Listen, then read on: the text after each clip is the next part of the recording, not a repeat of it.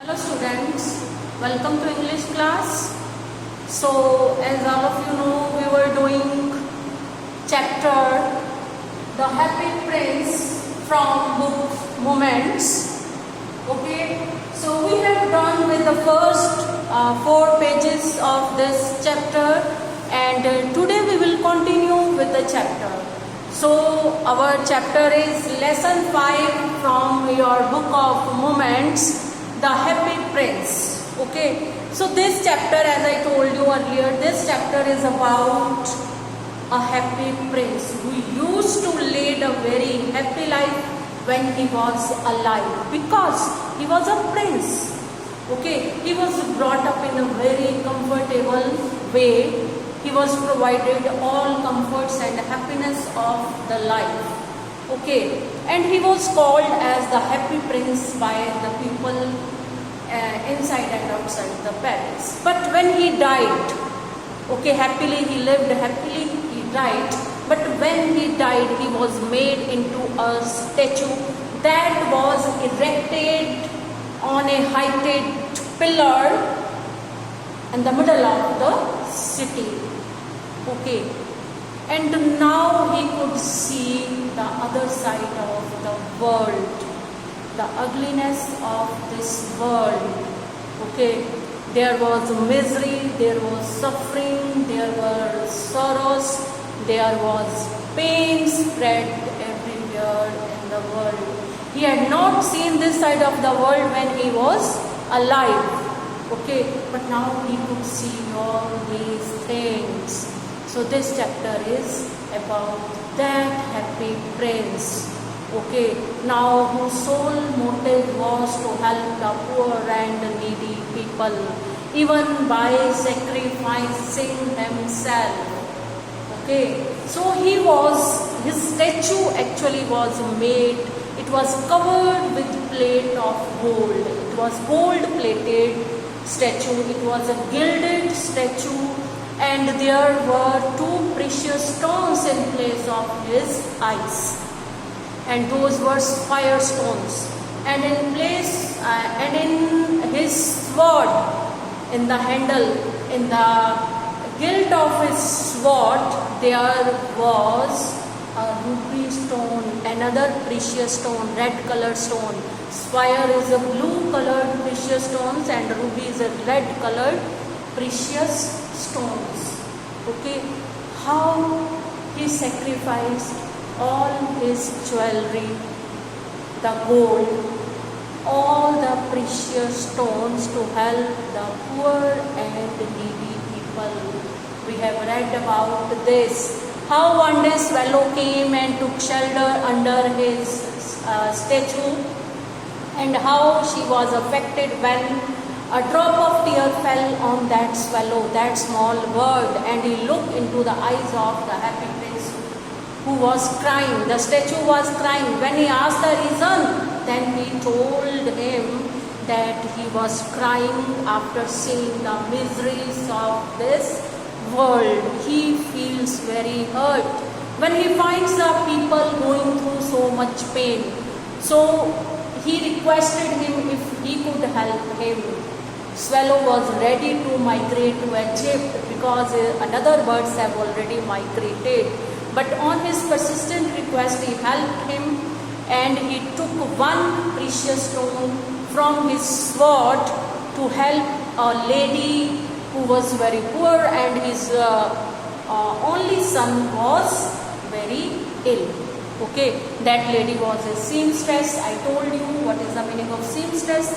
The lady who earns his living by stitching, by sewing the clothes of people, by doing embroidery on other people. Okay, secondly, he helped similarly. Second night, again he requested Swallow to stay 1 night more with him. Okay, although it was a very chilly weather over there, still Swallow, because Swallow was also very good at heart, he followed his request to help a young writer, okay, who because of too much cold could not write. He had nothing, no fuel in his home to put into fireplace that could made him hot, and nothing to eat in his home. And he plucked out one of the stones from the eyes of the happy prince, and took that stone to that young writer. In this way, he helped the two people on the request of the happy prince. Now coming to the third one. Who was third one? Third one was a match girl who used to sell matchsticks. Today she was crying. When she was crying, happy prince saw him crying. Again he could not resist himself. He requested Swallow to please go, because I cannot move. His feet were fastened to the platform. He requested Swallow to please stay with him, and took another ruby stone from his eyes. This time Swallow refused to pluck his another eye. He did not want to pluck another one eye left of him, but on his request he did the same. And now the statue of the happy prince was blind, okay, but he never cared for himself. Okay, so the Swallow, how did Swallow took that sapphire stone to the match girl? Today we will read page number 30, and it was page number 32, and it is the last paragraph. Okay, so happy prince said, in the square below there stands a little match girl. She has let her matches fall in the gutter, and they are all spoiled. Look, that match girl. Her all match boxes have fallen into the gutter, and they have spoiled. How he could help him? Okay, so her father will beat her if she does not bring home some money. Okay, and she is crying in the fear of her father. She is crying. Her father would beat her. She has no shoes or stockings. She is not wearing any shoes, not wearing anything like stocking on his feet. What are stockings? The clothes knit or woven to wear on your feet. Okay, so and her little head is bare. Look, she has nothing to cover her head in such a chilly weather.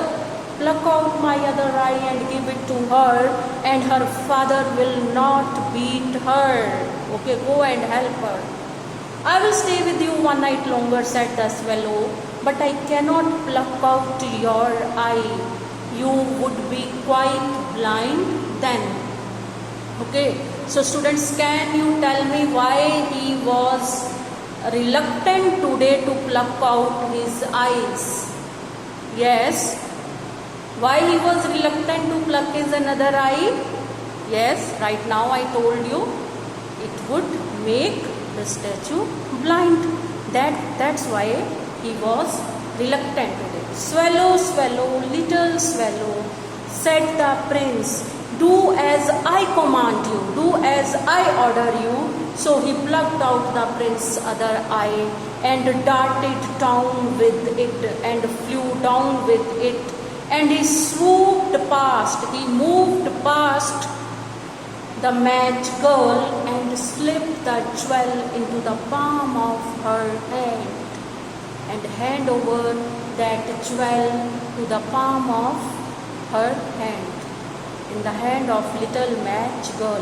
What a lovely bit of glass, cried the little girl, and she ran home laughing, and she was very much happy now. And then the swallow came back to the prince. You are blind now, he said, so I will stay with you always. And he said that he will never think of shifting to Egypt now. He is going to stay with him forever because you are blind now. No, little swallow, said the poor prince, you must go away to Egypt. No, I will stay with you always, said the swallow. and he slept at the prince's feet. So why she was no more interested to shift to Egypt, students? Yes. Why she was no more interested to shift to Egypt now? Earlier she was looking forward at the prospect of shifting to Egypt. But now she was at least interested in doing so. Okay. So find out its answer, and tomorrow we will continue with the same lesson.